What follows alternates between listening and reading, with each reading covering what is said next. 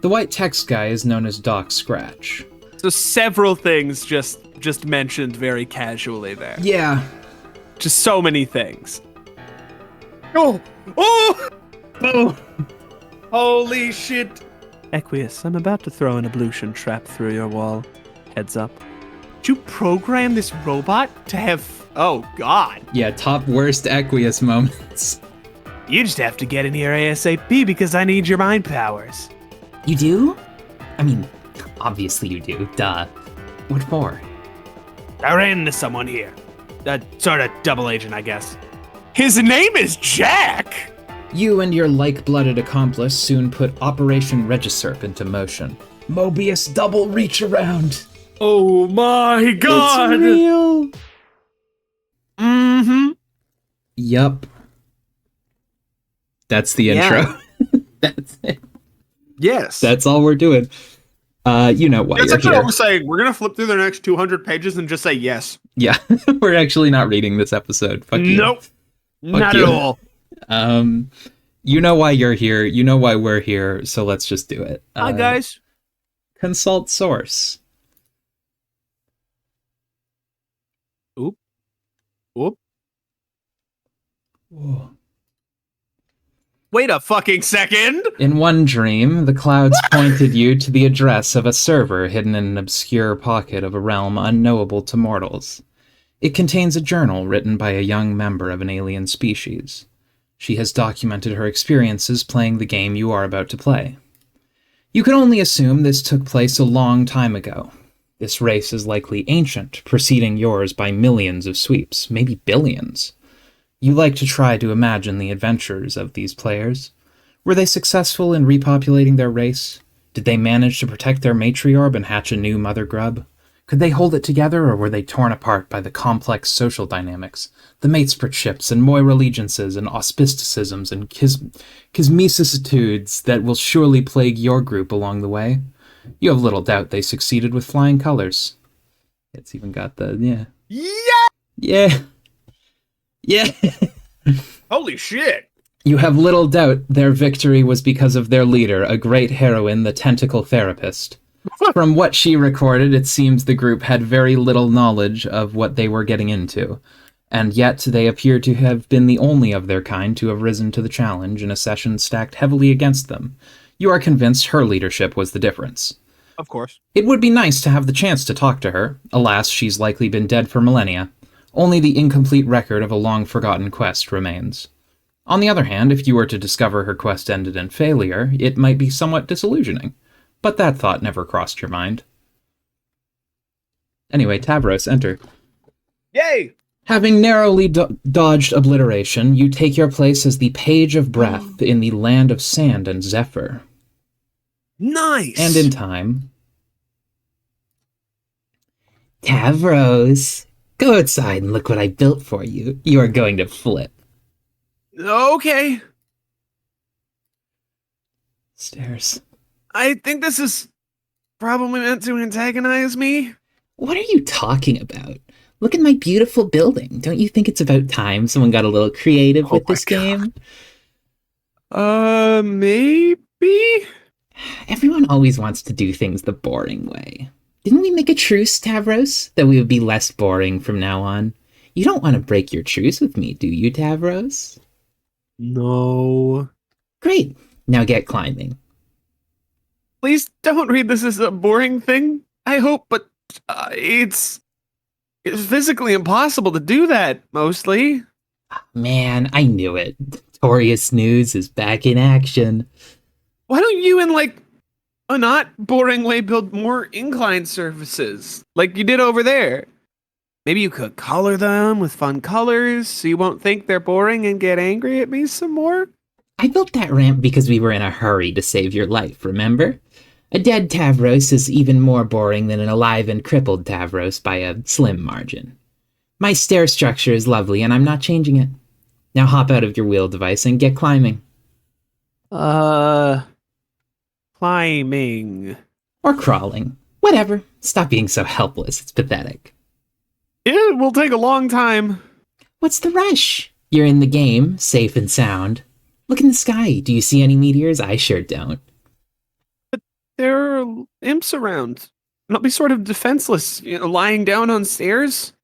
You did not just use that excuse. We both know that you can commune with these things. Hey, why don't you psychically command them to carry you up? Oh my god, that is a great idea. Once again, leave it to Vriska to come up with the creative solutions. I wouldn't really want to make them do that. I just don't understand why we can't do this the easy way. What good would that do you? Whatever the purpose of this game is, it makes you work hard for it. That way you become stronger along the way, and you're better prepared for whatever's next. Remember when we used to flirt together? It was the exact same principle. And that's why you were always outmatched. You were too soft and not well prepared. Nothing comes easy, Tavros. That is why we go through the trials in the brooding caverns when we're young, to make sure we are strong when we come out. Do you remember the trials, Tavros? Not very well, no. Well, I do, and they were a bitch. But now that I think about it, it would make perfect sense if your trials were really easy by some mistake. That is why you're such a soggy phlegm sponge, and why you got picked by such a sad, frail little Lucis.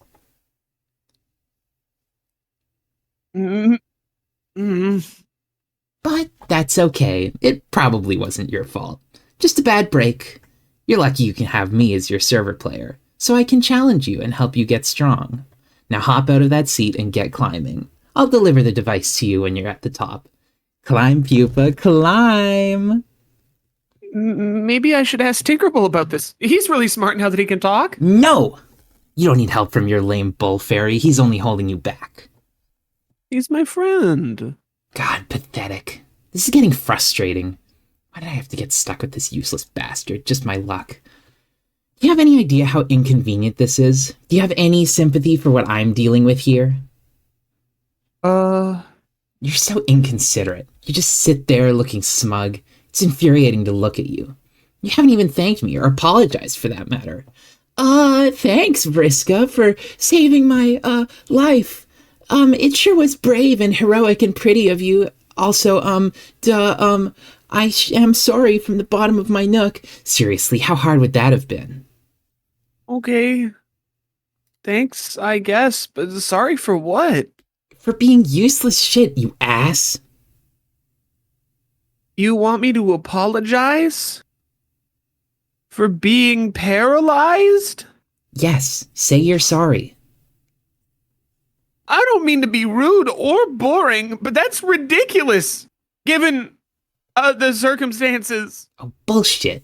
It's something called basic decency and civility, you fudge-blooded boor. Now get down on your useless wobbly knees and apologize. No. I don't want to. Apologize, Pupa. Apologize. Say you're sorry for being such a useless shit. Whee! Summon Rufio. Now she's done it. She has awoken the mighty inner fury that is Rufio. But unfortunately, Rufio is not real. He's imaginary. A fake. Like a made-up friend, the way fairies are. You continue to be sad and alone. Whee! Vriska, when I get you, Vriska.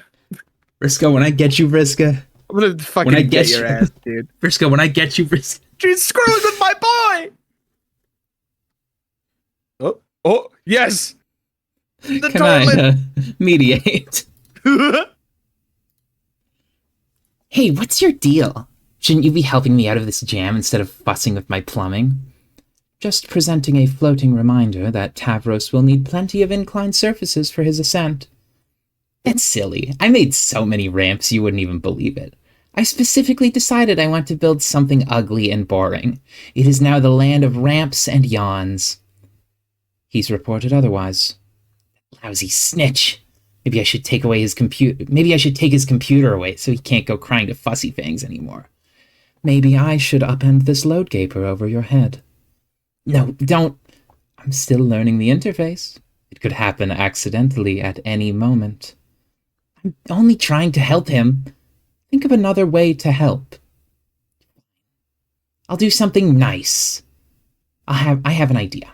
I'll be right back. And for the record, I was going to do this anyway. I was just trying to make him a better player first. Okay. In the meantime, how about I serve my client player in the way I think is best, and you can do the same for yours? I thought I was. Scurry downstairs. Scramble, scramble, scramble. Last scramble. Yeah. You make your way down to one of your innumerable loot strongholds where you stash riches and gold and jewels and prizes plundered during your campaigns. There they are, your rocket boots. You must confess, you will find favor with just about any kind of footwear as long as it is bright red. You would wear these striking boots even if they were broken pieces of junk. But as it happens, they work just fine and they are awesome. Take them. Yoink. 8-ball. Go back up. Quit cleaning up after me. You're so ridiculous. Get code. Shake. Pursue. Pursue. Yes. Send code. Shoes. Tavros, alchemize. Fuck Rocket yeah. call. Fly, Pupa. Yes. Fly. Holy fucking shit, that's awesome. Yeah. Rocket car. And again in time. Lead fearsome entourage into ruins. Commune. Yay. The Forg. Confer with teammate. Yes! Another piece fits! We are making some strict progress on this puzzle. Oh, that's cool, I guess. So where do you think is the next one? I don't know, probably buried in the stupid sand somewhere like all the others. Okay, that's mostly what I was thinking too, but it suddenly doesn't sound like you think the puzzle is cool. The puzzle sucks. All these puzzles suck. If I have to help you put one more dumb slab of boring rock into another stupid wall indentation, I'm going to put an indentation in my desk with my face. But it looks like a frog. That's kind of fun. Snore. These puzzles are for wigglers. I solved way better puzzles than this in my heyday as Mindfang. Oh, look, some ruins. Oh, look, another mysterious recess in the wall. I wonder if something fits in there. It probably just opens a secret passage to more wall indentations. I'm so over this puzzle. But they are necessary to solve, aren't they? To find new magic artifacts and things, and to learn more about the lore of this land? Tavros, let me let you in on a little secret about the lore of your land. It's boring! The minds of your consorts are very soft and impressionable, as easily manipulated as all those imps you've been bossing around. I've picked apart their tiny little lizard brains and seen through all the smoke and mirrors of their riddles. I have gotten to the truth they are guarding, the great big mystery behind this planet. And you know what it is, Tavros? No. It's bullshit. Meaningless, boring, fanciful bullshit wrapped in flowery poems to keep you guessing. It all leads to one thing anyway, and that's what we should put our attention on. Real gamers cut to the chase. They power through all the nonsense and go for the gold. They cheat, Tavros. It is time you learn to start cheating. I thought I kind of was cheating. By making friends with the monsters? Well, it's a good start. You are bending the rules and getting stuff done. Okay, I will admit, I am fairly impressed with your progress so far. Even though you still probably haven't even killed a single enemy. No, don't bother. I know you haven't. But maybe that's okay. Maybe it's just your style, and your real strength is surrounding yourself with allies who are much stronger than you. Like me. I'm sure there's more than one way up the Esche ladder. In your case, probably the only way is to roll gently up the Esche ramp, the path of the invalid. Yeah, I agree. But I think it's time to stop fucking around. You need to be challenged more. I've been designing a quest for you that should test your true limits. Oh. Is that what you were doing all this time? Yes. I mean, not that I don't appreciate it, but don't you have your own quest to do? Yeah, well, after she got me in the game, Kanaya just left me in the lurch, probably because she's dealing with her own crisis now. Which is just as well because I was starting to get nannied hard. You wouldn't even believe it. Nannied. So I had some time to kill. I drew you a map. Whoa! Here, take a look. It marks what will be your new destination, where you will find the ultimate challenge. Look at map. To 7th gate, go here. More boring puzzles, ignore them. Oh my fucking god. Where does it go? I have determined from your consorts that there's a terrible monster deep underground. It guards a hoard of treasure bigger than either of us can imagine. It's called a denizen, and it's the boss of your whole planet. Tavros, you will go and face your denizen. Won't that be too difficult? It will be the most powerful adversary you've ever met. But you can handle it. I believe in you. Thanks. I mean, I respect that you have lots of piratey bravado about stuff and you type fast about it. But I think this is foolish and not sensible. I'll probably just get killed realistically. Maybe. That is the risk you take by being a brave adventurer. But it is a good opportunity to apply your cunning. Maybe you can rally a huge army to bend to your will and overwhelm the monster. Who knows? It is up to you. This is it, Tavros. It's time to sink or swim. I should get Kanaya's advice. Or maybe Karkat, since he's the leader. No! Oh god, every time. Always going and getting others to bail you out. Anyway, Kanaya is missing in action, and Karkat has his head up his nook with his new stabby hate friend. Neither can help you. It's just hard to figure out. If you really think this is a good idea, it's just hard to figure out if you really think this is a good idea strategically, or if it's just more of the thing where you harass me but sound excited about it. Tavros, I know nobody believes me about this, probably not even a gullible dope like you, but I actually care about your advancement as a player.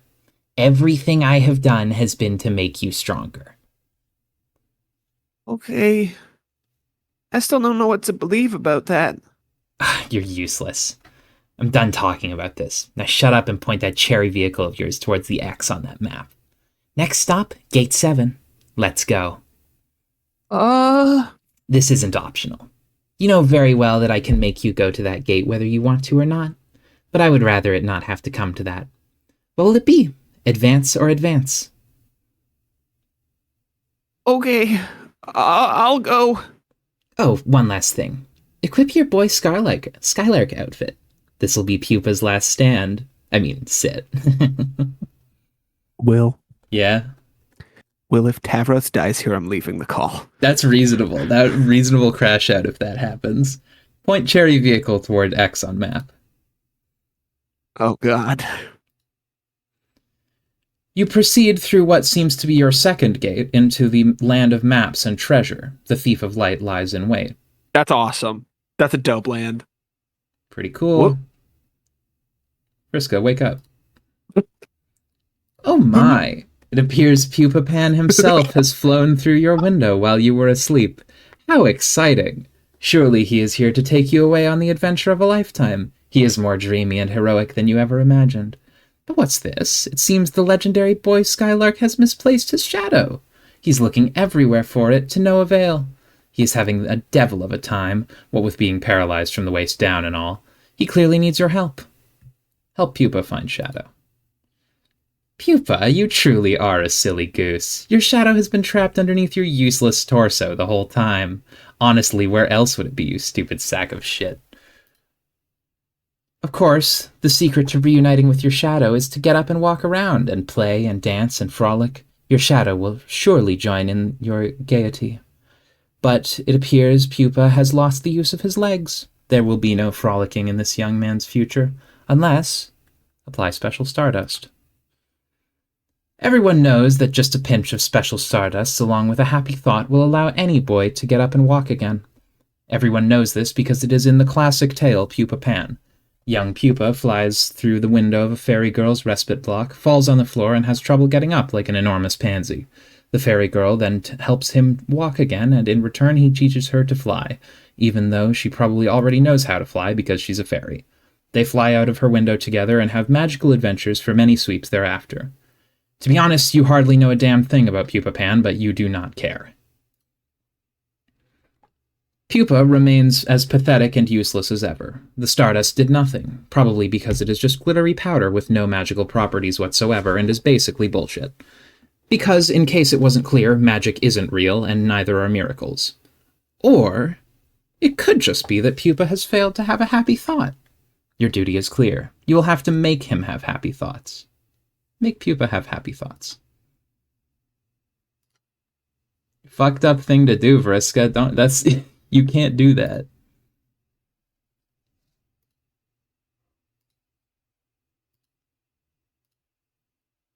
Yeah, Vriska sucks. I hate her so much. I hate her. Oh my god. She almost mind powers him into doing it, and then she's like, Which no, is the actually, never mind. Okay, it's the same shit. It's the same shit. God, it's Aqueous all over again. It's Aqueous and Aradia a second time. Yeah. Yeah, no, she fucking sucks. No. Yep. Anyway. Oh, you fucker. She's luckily, this is like kind of the only time that I can remember where she's like weirdly like specifically like sexually manipulative in this way, or like romantically manipulative. Yeah, emotionally or not emotionally. Emotionally, she's emotionally manipulative for the whole fucking time. That's like her whole deal. Manipulative, I guess. Yeah, no, something like that. Yeah. Yeah. Fuck you, Vriska, I'm gonna fucking get you. I at least think that Vriska's a very interesting character. I hate her. I hate her so much, but I as a character, I think she is good. You know, she serves a good purpose in the story. Alrighty, let's keep going. Deal with your own crisis. Phew, crisis resolved. It was no doubt harrowing and suspenseful. But in the meantime, you have left your client player in the lurch. Ideally, she has not gotten herself into too much trouble. And ideally, the dramatic irony has not gotten so thick you could draw a dotted line on it with a tube of lipstick and cut it in half with a chainsaw. Return to serving client. What the fuck? So that's why she had you make this dress for her? You just went along with it like a sucker. Oh, you're such an idiot. There, sweetheart. Kanaya, it's hard. Being a kid and growing up, it's hard and nobody understands. Try to understand. All right, time for some lore. Oh no! The problem is that when the subject of troll romance is broached, our sparing human intellects instantly assume the most ingratiating posture of surrender imaginable. But we will do our best to understand regardless. Humans have only one form of romance, and though we consider it a complicated subject, spanning a wide range of emotions, social conventions, and implications for reproduction, it is ultimately a superficial slice of what trolls consider the full body of romantic experience.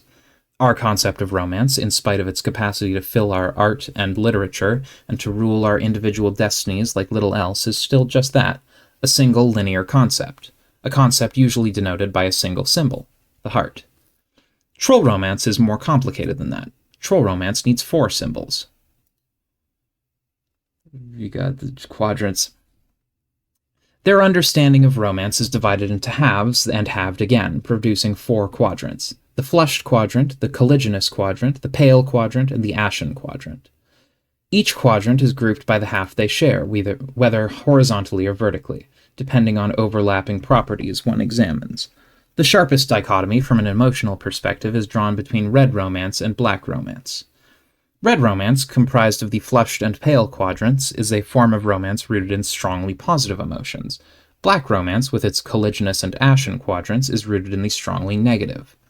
On the other hand, the vertical bifurcation has to do with the purpose of the relationship, regardless of the emotions behind it. Those quadrants are concupiscent, the flushed and colliginous, have to do with facilitating the elaborate reproductive cycle of trolls. Those which are conciliatory, the pale and ashen, would be more closely likened to platonic relationships by human standards. There are many parallels between human relationships and the various facets of troll romance. Humans have words to describe relationships of a negative nature or of a platonic nature. The difference is, for humans, those relationships would never be conceptually grouped with romance. Establishing those sort of relationships for humans is not driven by the same primal forces that drive our tendency to couple romantically. But for trolls, those primal forces involve themselves in the full palette of these relationships, red or black, torrid or friendly. Trolls typically feel strongly compelled to find balance in each quadrant, and seek gratifying relationships that each describes. The challenge is particularly torturous for young trolls, who must reconcile with the wide range of contradictory emotions associated with this matrix, while understanding the nature of their various romantic urges for the first time. Of course, young humans have this challenge too, but for trolls the challenge is fourfold. Okay, so let's just keep it going. We're going to get through it and we'll take questions at the end. This is a lecture now. So far it all seems somewhat clear. Yeah. Examine flush quadrant. When two individuals find themselves in the flushed quadrant together, they are said to be matesprits. Matespritship is the closest parallel to the human concept of romance trolls have. It plays a role in the troll's reproductive cycle, just as it does for humans. This is pretty obvious. Not much more needs to be said about this, moving right along. Also, yay, they are together now, apparently. That's... Whoa. Good for them, I guess. What an insane reveal in the middle of insane the fucking reveal troll in the bit. middle of the troll romance lecture. Examine colliginous quadrant. When a pair of adversaries delve into this quadrant, they become each other's kismeses. As one of the concupiscent quadrants, it plays a role in procreation as well. There is no particularly good human translation for this concept. The closest would be an especially potent arch rivalry. For instance, human players would never be able to adequately diagnose the relationship between the queen and her archagent, but troll players could immediately place it as a dead ringer for kismesicitude. They would think we are all pretty stupid for not getting it, and they would be right. Trolls have a complicated reproductive cycle. It's probably best not to examine it in much detail.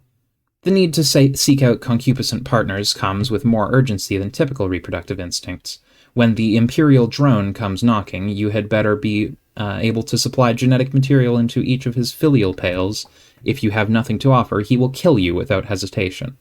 Yes, of course. The imperial drone. The which imperial we all know. drone. Don't you listen? You know, all of us trolls know this. many such cases. Don't you hate it when you have to find a partner in the flushed and colliginous quadrants, or fucking die to the imperial drone? The genetic material, without going into much detail, is a combinative genetic mix from the matesprit and kismesis pairs, respectively. The pails are all offered to the mother grub, who can only receive such pre-combined material. She then combines all of it into one incestuous slurry and begins her brooding. This doesn't mean the initial combination was for naught, however. In the slurry, more dominant genes rises to the fore, while the more recessive find less representation in the brood. Especially strong matesprit and kismesis pairings yield more dominant genetic material. The more powerful the complement or more potent the rivalry, the more dominant the genes. Troll reproduction sure is weird. We all take a moment to lament how pedestrian the human reproductive system is, and to further lament that the phrase incestuous slurry is not a feature of common parlance in human civilization. I don't need to lament that. I'm happy not saying that very much. Ashen quadrant. This quadrant involves a particular type of three-way relationship of a black romantic nature. Falling on the conciliatory side, it has no bearing on the reproductive cycle, except for indirect ramifications. When two trolls are locked in feud, or some otherwise contentious relationship, one can intervene and become their auspicious. The auspicious mediates between the two, playing the role of peacekeeper, preventing the feud from boiling over into a fully colliginous rivalry. Since such lesser feuds are quite common among trolls, there is a significant need for auspicing parties. Without them, too many ashen feuds would become colliginous, and begin to conflict with other exclusive kismesis relationships, leading to a great deal of social complexity and sore feelings, even more so than black romance usually involves. Without auspisticism, the result would be widespread black infidelity. So you can see the whole Kanaya mediates for Vriska and Tavros. Yeah. Which I think the implication being that Vriska has sort of a spades crush on Tavros, but Tavros simply does not. He simply does not hate because he's goated like that. Hell yeah. He has no enemies. He has no enemies. Well, he doesn't acknowledge his enemies. Yeah. He has plenty. Yeah. So Kanaya auspices. The relationships each quadrant describes tend to be malleable, if not volatile, especially on the concupiscent half where more torrid emotions reside. It doesn't take much to flip a switch and transmute black rom feelings to red rom, and vice versa. In many cases, one party will have red feelings while the other has black, but it will often be the case that one party's feelings will swap to match the other's, since there is no quadrant which naturally accommodates such a disparity. But thereafter, it's not uncommon for the two to toggle between red and black in unison now and then. These scenarios naturally result in both red and black infidelities. This sort of relationship volatility is why conciliatory relationships are an important part of troll romance. An auspice can stabilize particularly turbulent relationships. If the auspice fails to mediate properly or has no interest in the role, or perhaps has different romantic intentions, him/herself, altogether, then the relationship often quickly deteriorates into one of an especially hostile and torrid nature. There are many outside factors and influences tugging and pulling these relationships in different directions, and unlike humans, who have very orderly, simple, straightforward romantic relationships without exception, trolls exist in a state of almost perpetual confusion, and generally have no idea what the hell is going on. Being confused by troll relationships is one thing we do have in common, though. Examine Pale Quadrant. This quadrant presides over Moirallegiance, the other conciliatory relationship. A reasonable human translation would be the concept of a soulmate, but in a more platonic sense, and with a more specific social purpose. Trolls are a very angry and violent race. Some are more hot-tempered and dangerous than others, to the extent that if left to their own devices, they would present a serious threat to society, or even to themselves.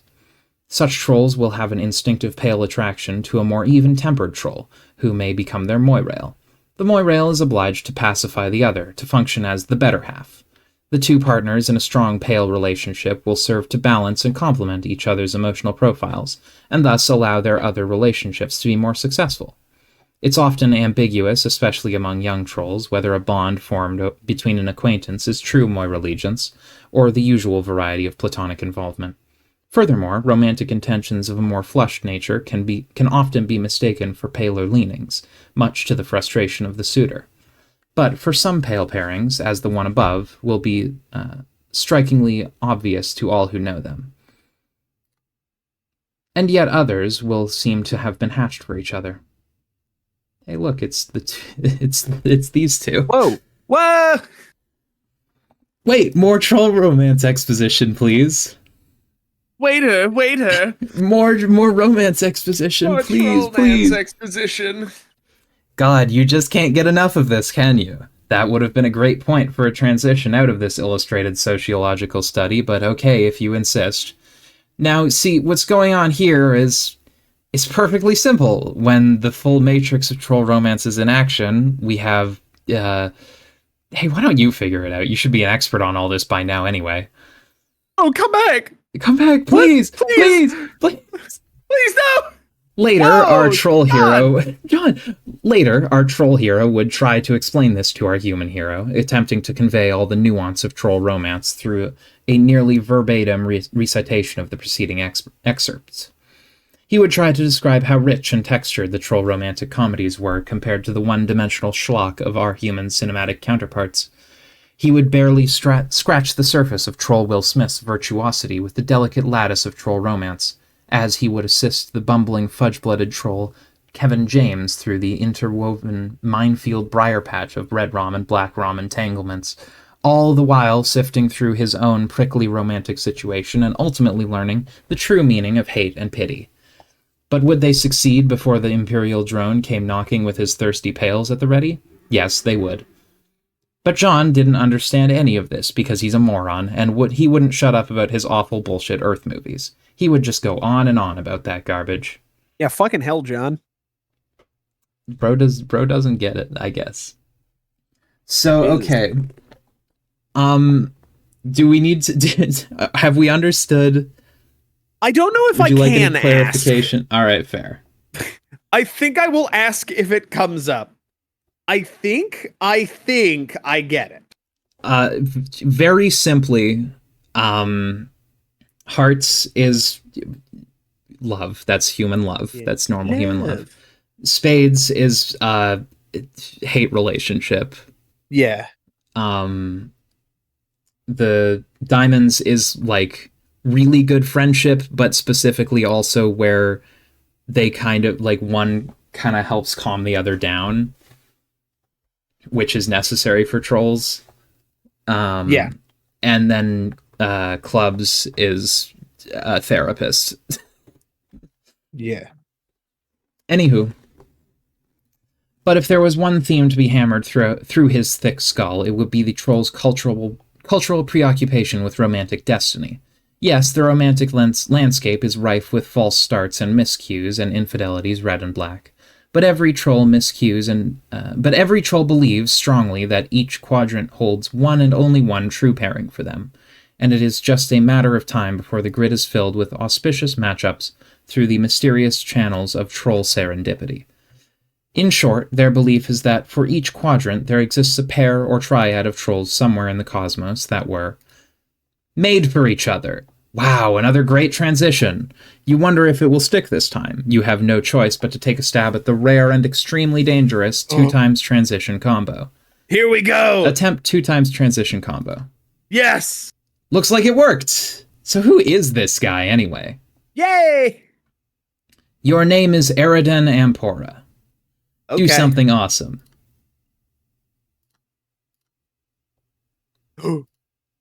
Wait for it. Okay. Wait.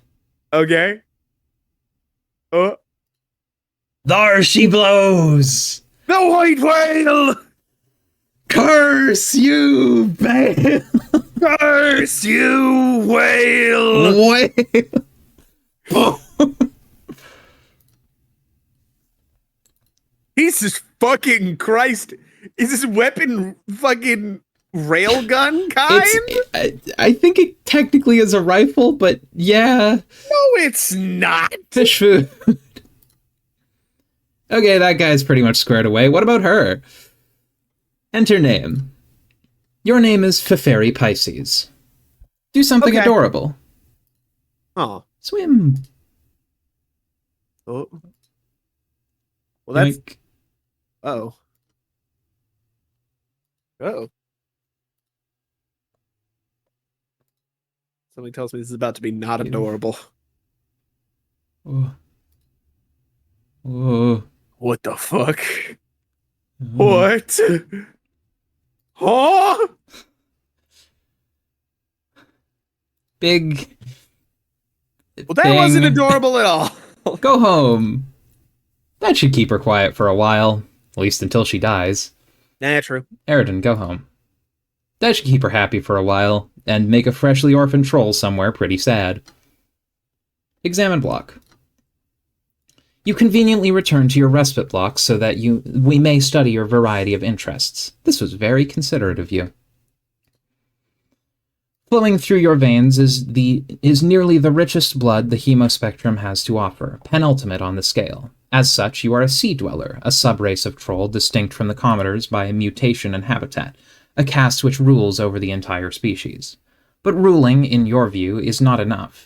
You have an overpowering genocide complex, and have made it your sworn duty to kill all land dwellers. You have amassed resources and deadly weaponry from around the world for this ambition through many sweeps of extreme role-playing, while pursuing a working doomsday device which will bring Armageddon to all those on the surface. Haven't had much luck with that, but maybe tonight's your night. You hold a fascination for military history and legendary conquerors. You have dubiously modeled your profile and exploits after the most notorious figures and their stories, which are bristling with the glory of victory and the sting of defeat and political machinations and romantic intrigue.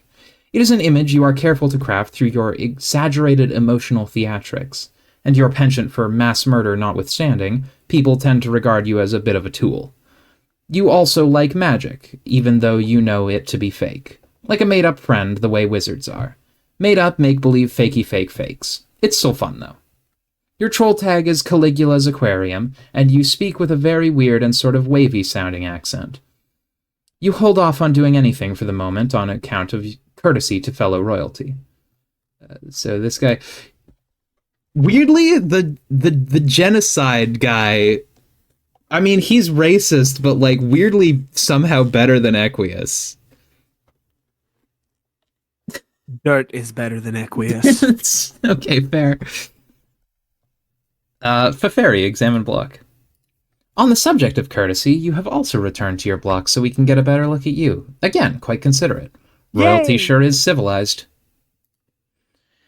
You are also a sea dweller. You have the most noble blood possible, the only of your kind known to possess it, and the only to share it with Glubgolib, a deep sea monster known as the Rift's Carbuncle, emissary to the horror terrors, or in more hushed tones, speaker of the Vast Glub. Wait. What the fuck? What the fuck? Huh?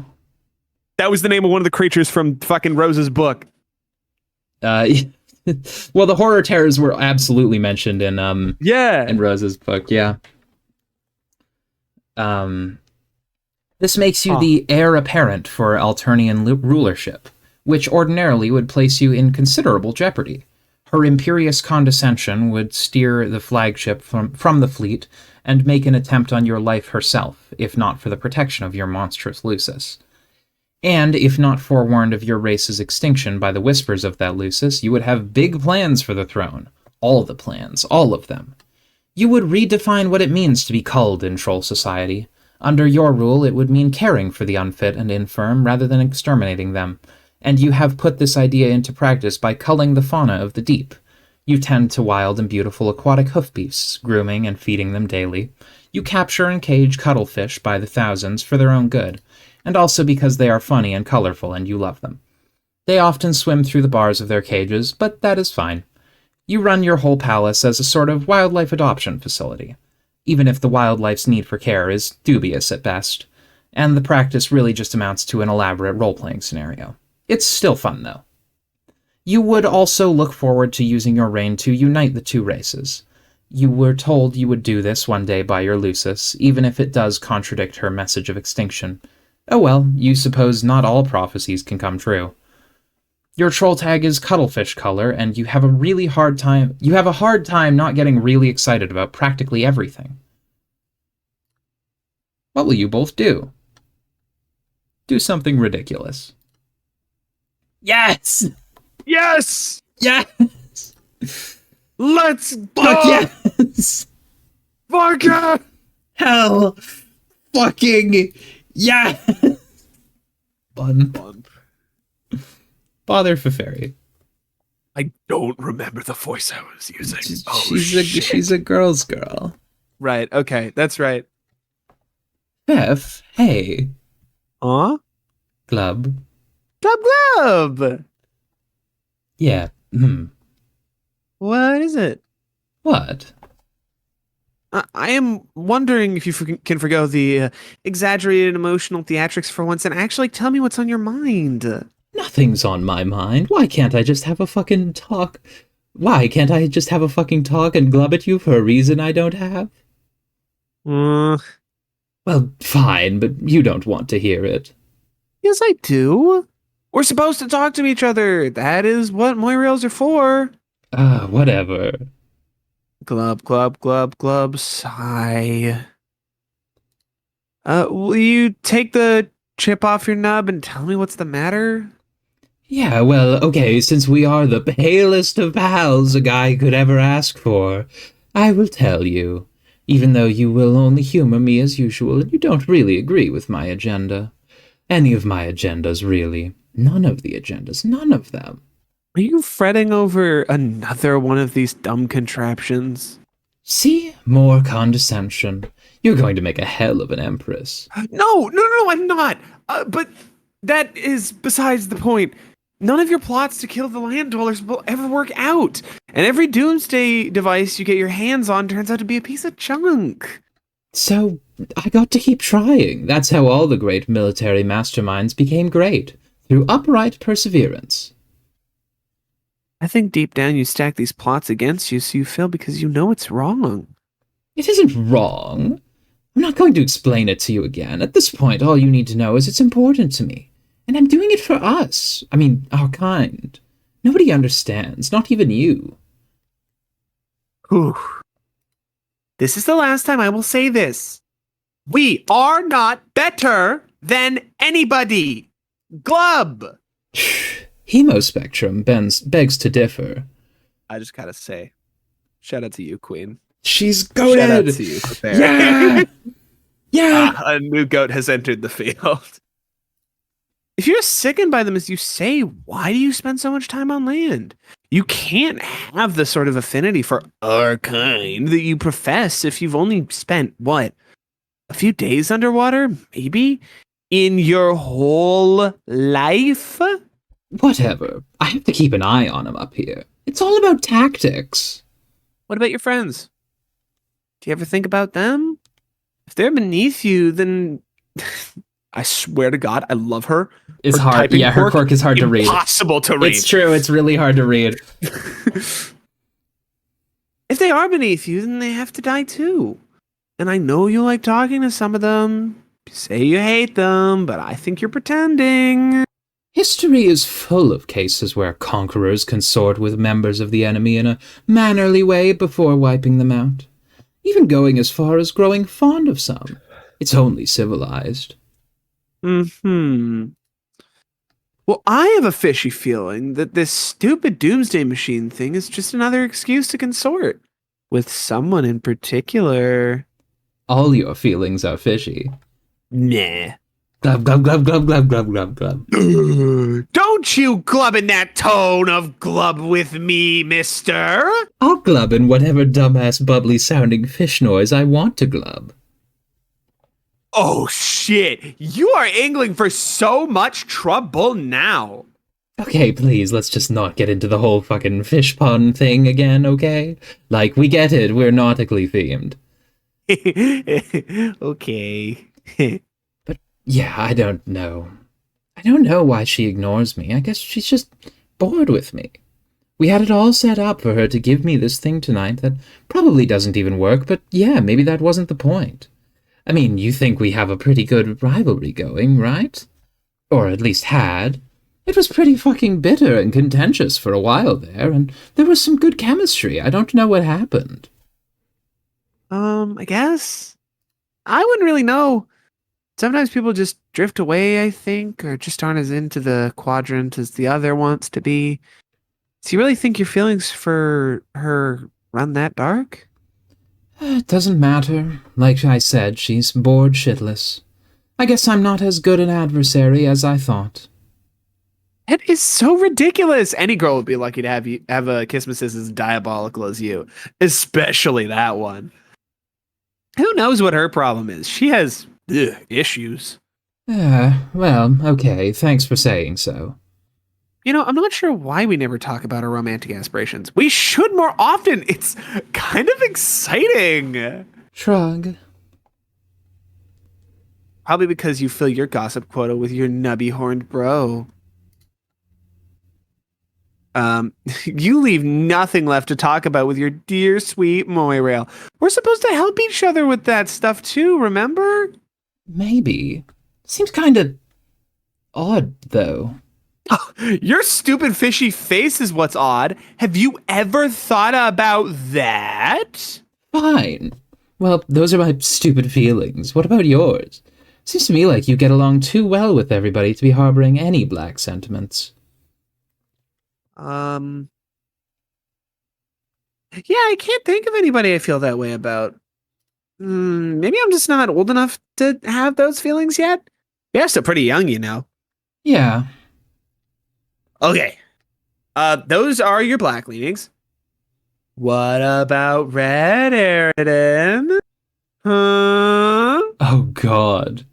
Is there a lucky lady you're waxing scarlet for? Or lucky fellow? Tell Me! Don't pretend you're all embarrassed suddenly. Okay, Fev, this is none of your damn business. I gotta go. Be back later when it's time to play. So, Aww. go get a beverage. Another emotionally exhausting conversation. Too many feelings and problems. It couldn't be any clearer to you. You and this sea princess have splashed down hard into the Moiralle zone, and now you don't know which way's upward. Perhaps tonight you will reveal your true feelings towards her, and end all these exaggerated emotional theatrics once and for all, one way or another. You need a stiff drink. But, ugh, not this swill. You're not that desperate. Wait, what? Wait, hang on. So, again. He's got a crush on her, but they're Moiralles. They're in the wrong part of the red Yeah. for him. He's for being him. friend-zoned. He wants hearts. She's happy with diamonds. He's being friend-zoned, effectively. Oh, no. That's tough. That's tough, bro. Oh, no, I'm sure he'll react normally to this. Check Surely fridge. he won't genocide. Foreshadowing is a narrative device. You pay a visit to what the common land dwellers refer to as a thermal hull, instead of the more aristocratic and especially esoteric and alien-sounding term, a refrigerator. Open it.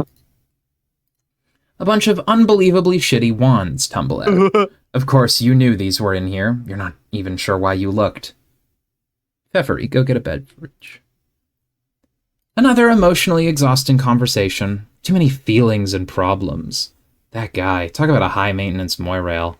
Perhaps tonight you will reveal your true feelings toward him and end these exaggerated emotional theatrics one way or another. You need a sugary drink.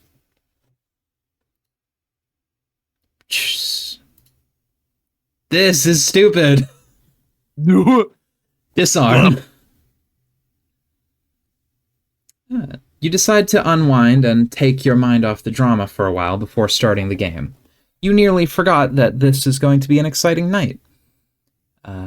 Everything you are about to do next is exciting. It's always exciting. You are excited.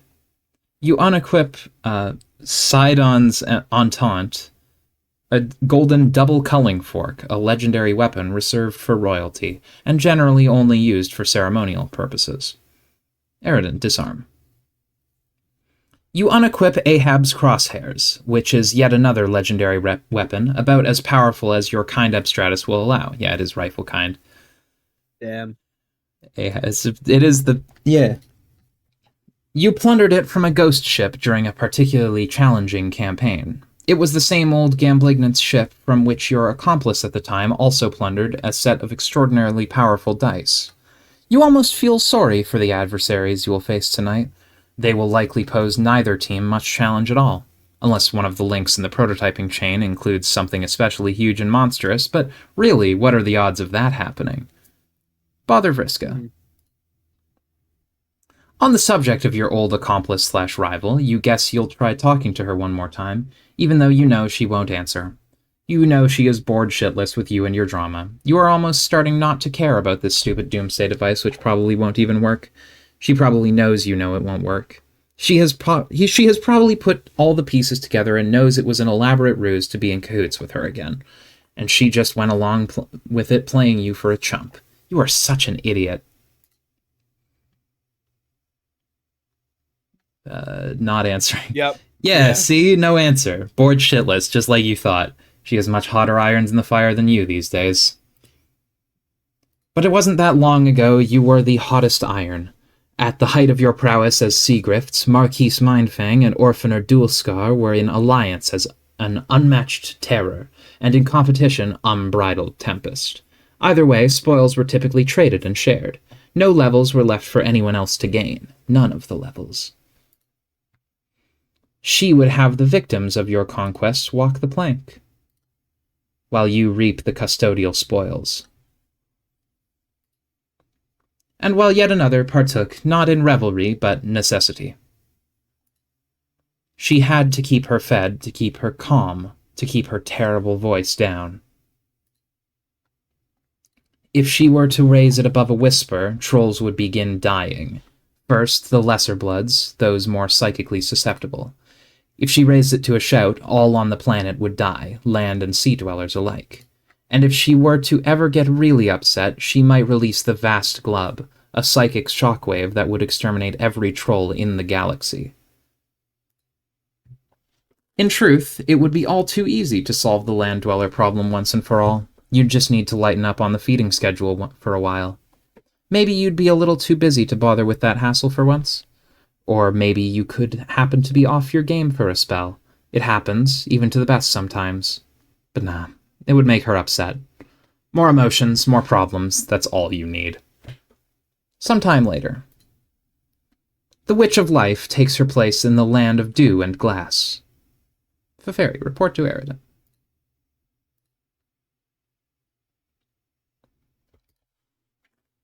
Woo! Fef, are you in? Yeah, that took forever. That's my line. It's your line. Fuck, sorry. I was getting worried, kinda. Yes, it was a pretty close call and got kind of complicated, but Solix finally came through, and now I believe the full chain is complete. Man, that guy. He's such a fucking he's a fucking drama machine. It is fucking pathetic. Your stupid fishy face is the drama machine. That does nothing. It is the drama machine that does nothing but whine and glub. Yeah. Fuck, sorry. Amy, you shouldn't say that about him. He is a hero and he saved my life. Yeah, sorry. I was just really worried and stressed out. I thought you were dead. And I didn't even get to thank you for saving my life or really for anything. And I just spent all this time here worrying and thinking about stuff. And I decided I have something I want to tell you that I've been meaning to get off my nub for a while now. Oh, really? That's good. Actually, I have something I've been meaning to say to you too. Whoa, really? What is it? You go first. Okay, but this isn't easy to say. Yeah, I know. It's okay, I will maybe understand more than you think. We might even be saying the same thing. Okay, I hope so. I think now that we're both in this game and have left our world behind, and you can no longer pose the danger to our people that you had always planned to, I think it's not really necessary for me to be your Moirail anymore. Whoa, wait, what? I'm really sorry, Eridan. It has just been so hard looking after you and keeping you out of trouble. It has taken its toll, and honestly, I'm really exhausted. Fuck, this isn't what... I don't know, I wasn't expecting this at all. I'm not sure I can handle this. I'm sorry. It'll be for the best for both of us. We can just sort of be regular friends instead. No, please don't. Look, I'm being serious here. Don't do this. I won't even use my weird accent while I type. Okay, so you know I'm being really dead serious and honest about this. Okay. I am being serious and honest too. Okay. See? Good. Are you sure you aren't being hasty about this? You've just been through a lot. I mean, we're supposed to be fated to be Moirails, aren't we? Isn't that how it works? You can't just throw all that away because you're sick of me. Sick of you, Eridan. I still really like you. In order to be destined for Moirallegiance, both people have to be on board, don't you think? But I cannot do it anymore. So I think it just wasn't meant to be all along. And really, you just don't need me anymore. You're free to do as your wish. We both are. I can't look after you anymore. I didn't ever need anyone to look after me. I was totally fucking fine. My ambitions were noble. And really none of your fucking business, quite frankly, your majesty. The only reason I put up with sticking my flipper in this fucking shithole quadrant with you was... Was what? Never mind. Tell me. Okay, fine. I apologize for losing my shit over this. I was just caught off guard is all. But maybe it's a good thing, really. Actually, I might have been proposing the same thing, to be honest. Oh? Yeah. Fef, have you thought about... Since you don't want to be pale with me no more, then the possibility of some other type of arrangement with me? What do you mean? I mean, something a bit more kind of reddish. Like, brighter red. No, I hadn't thought about it. Okay, well, what do you think about it? Now that you're thinking about it. I don't really know about that. Why not? I thought you said you liked me. I do, but I don't know if it's really in that way. Couldn't it be, though? Don't you think there's room in your collapsing and expanding bladder-based aquatic vascular system for those feelings? I've never had a chance to consider anything like that.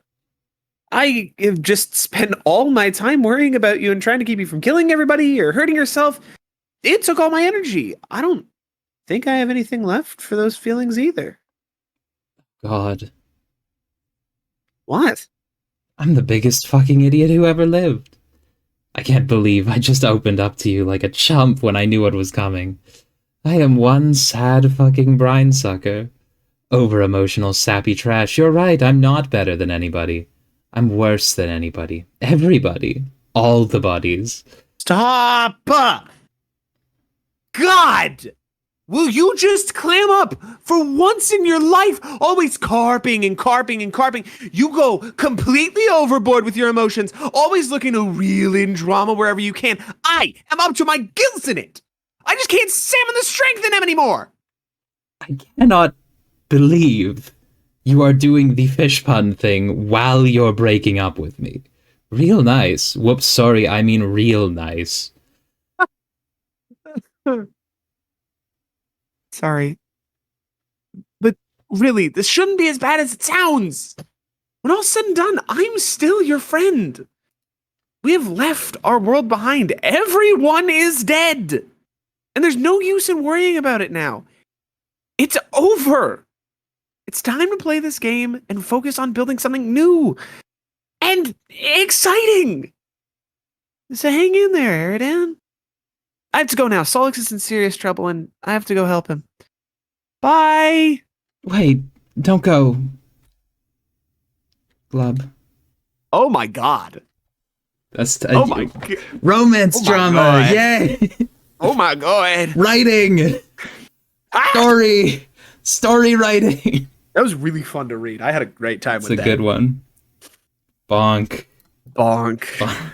Real. That's tough, my boy. They got his ass locked up. They for did life. get his ass locked up pro life. Feferi, proceed to gate. Wee! She's in a fucking fishbowl. You're free! I put the fucking shark boy in lava Again. girl to Again! I'm free! I'm free! Okay, check on Solix. Oh god. Fuck, wait. Oh, well, never mind. I was about to say who's Solix again. I can't remember. Bro, are you okay? Hey! Oh god, what have I done, Solix? Please tell me that's just honey. Please just be honey. Please just be honey. Please just be honey. Okay, make believe time is over. Oh god, oh god, oh god, oh god, oh god, oh god, oh god, oh god. It is all your fault. You couldn't get him in before the glub. Tough. That's tough. That's tough, my boy. What? That's tough, my boy. Ooh, that's tough. Wait.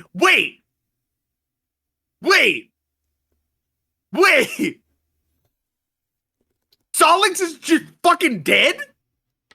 There, you blubbering goddamn pansy. Land of tents and mirth. Slap, slap, slap, slap, slap, slap, slap. Actually, wait. No, never mind. Yeah, we're gonna have to end it here. I think the next dialogue is a little bit long.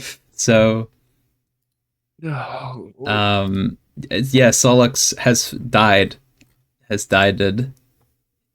He got glubbed. That's tough. They got him locked up for life. What the fuck? What? What? Yeah, remember the part where Feferi's Lucis would kill every troll on the planet? Yeah. If it wasn't fed for a while. Yeah. Oh no. Yeah. Oh no. So, Oh yeah, no. that's tough. Oh my god. That's tough. Ah. That's Holy tough fucking shit, for this bro. is so much worse because I can't even remember anybody who was like a rival of his. Like, it seemed like everybody kind of liked Solix. Yeah, man. I mean, Solix was chill with everyone. Solix was just generally okay with people. I mean, yeah, he's just kind of a dude, generally. In fairness, didn't Aradia start it off by saying, oh yeah, we're all gonna die just later?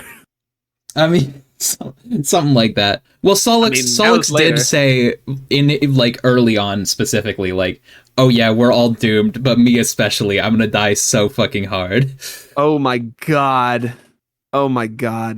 Damn it, fucking fucking beans. Yeah, well, I guess we'll pick it up next episode and do more troll drama. Oh my god. As is standard. Oh my god. Oh, subscribe. Yeah, but yeah. Way to end the video. Bye, That's guys. fucked up. Bye, everyone. I think next episode will be maybe the end of Act 5, Act 1. Yay! Maybe. Depends on how fast we read. I think it should be. We might just make it a longer episode, I guess. I don't know. Oh my god. See. Goodbye, everybody. Bye-bye.